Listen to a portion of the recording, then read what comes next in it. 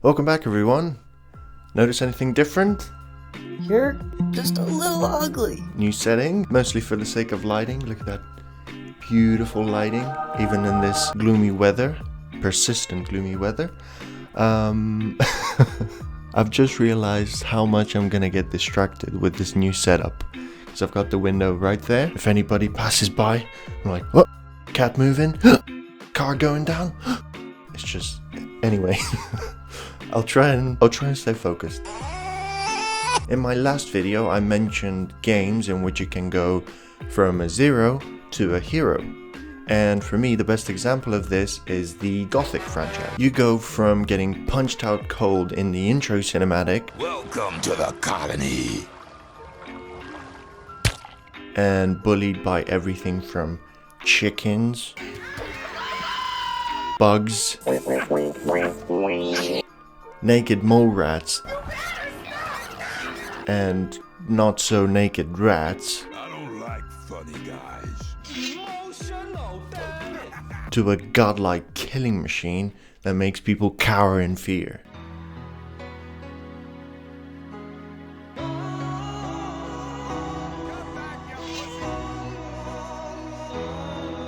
was about time. Howard, come back. Hey, this guy's funny. I don't like funny guys.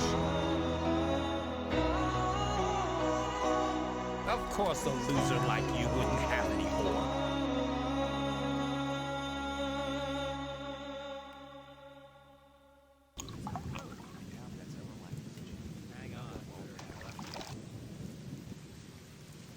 Can you teach me to fight?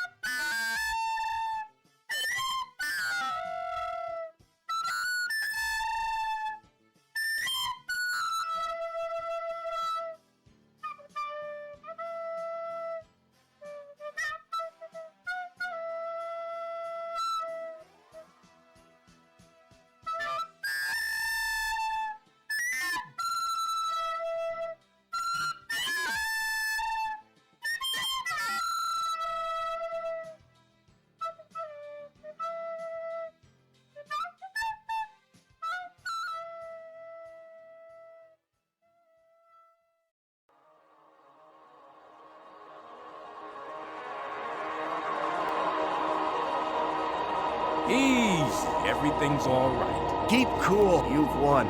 Easy. Everything's all right.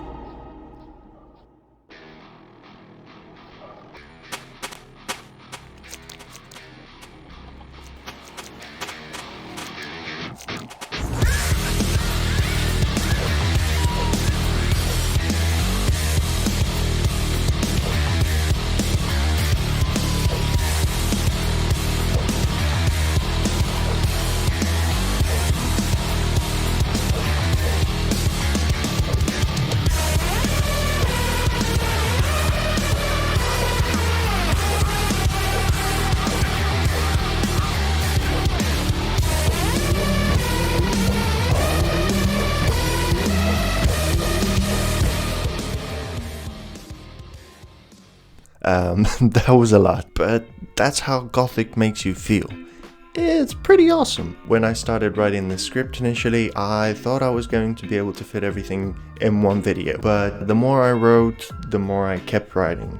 So for the sake of brevity, I'll talk about the story and the combat in this video and leave the exploration and the progression for the next video. You are a convict sentenced to the penal colony in the Valley of Mines to mine magical ore for the war effort against the orcs, an open space prison enveloped by a one-way magical barrier intended to prevent anyone from leaving, created together by the mages of fire and mages of water, which they themselves got stuck within it. It doesn't take long for you to get wrapped up in the politics of the three different factions present, as a means to deliver an important message to the fire mages located in the old camp, the first camp established in the valley. Here, the convicts who overthrew the king's men in the aftermath of the creation of the barrier, led by the corrupt ore baron Gomez, extract ore from the old mine which they used to bargain and trade with the king for luxuries, maintaining the status quo, seemingly unbothered by their imprisonment. Those unhappy with the conditions of the old camp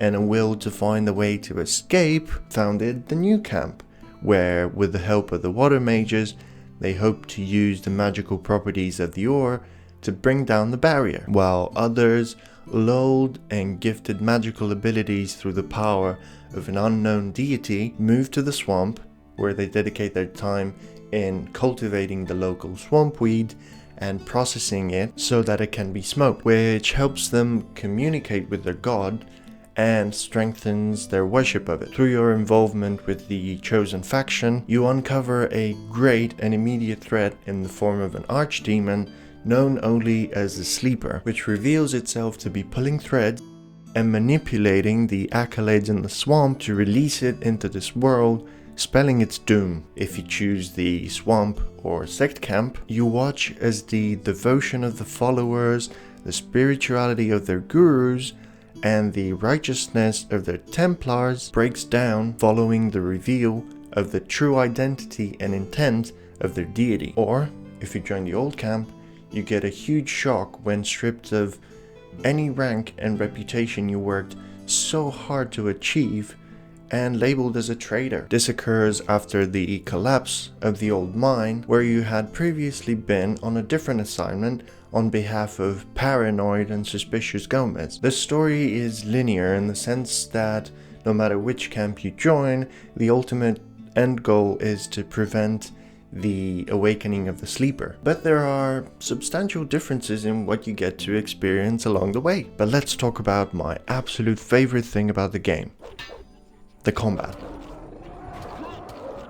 I will preface it by saying almost all actions in the game require you to focus the object you wish to interact with by pressing and holding your left mouse button, and then pressing your movement direction keys forward to engage and backwards to disengage. While there is ranged combat through bows, crossbows and magic, it's very simplistic. You lock onto the target by pressing and holding your left mouse button, and cast or shoot by pressing the forward directional button.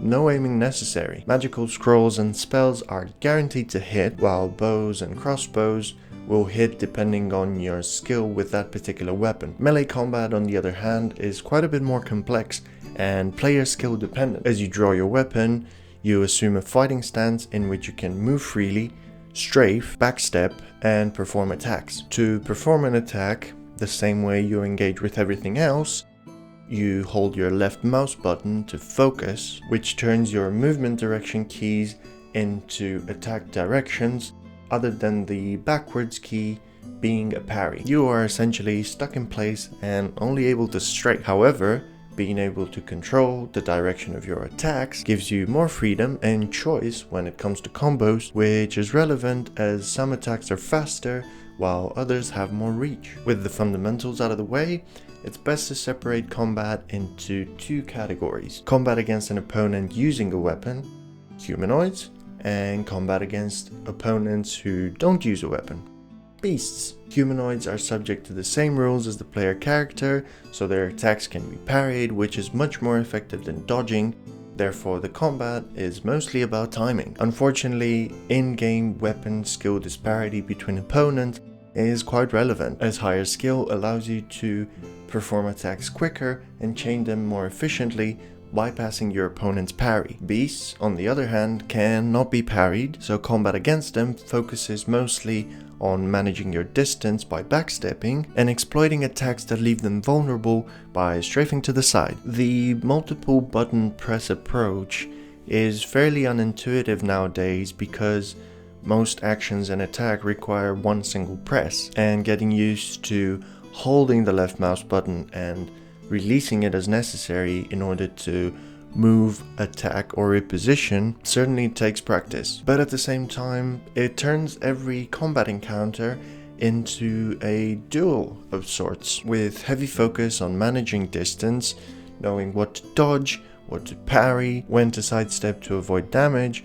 or to create an opportunity to attack. Finally, let me get out of the way the two things that I think are fairly bad about it. The first is the fact that attacks land if the target is being focused and only on said target, regardless of whether the attack clearly connects with multiple enemies. This is annoying for someone who's getting used to fighting a single opponent, but it's a real issue when fighting more than one, because you're constantly required to retarget and reposition. And secondly, enemies can be invulnerable if their protection values are high enough compared to your attack. This means that even though you might be skilled enough to defeat that opponent, your lack of level or equipment prevents you from dealing any damage to it. With that being said, while some of the mechanics of the game would take those with an open mind some getting used to and present a challenge to those who have never experienced anything similar, they are unique and tight enough to be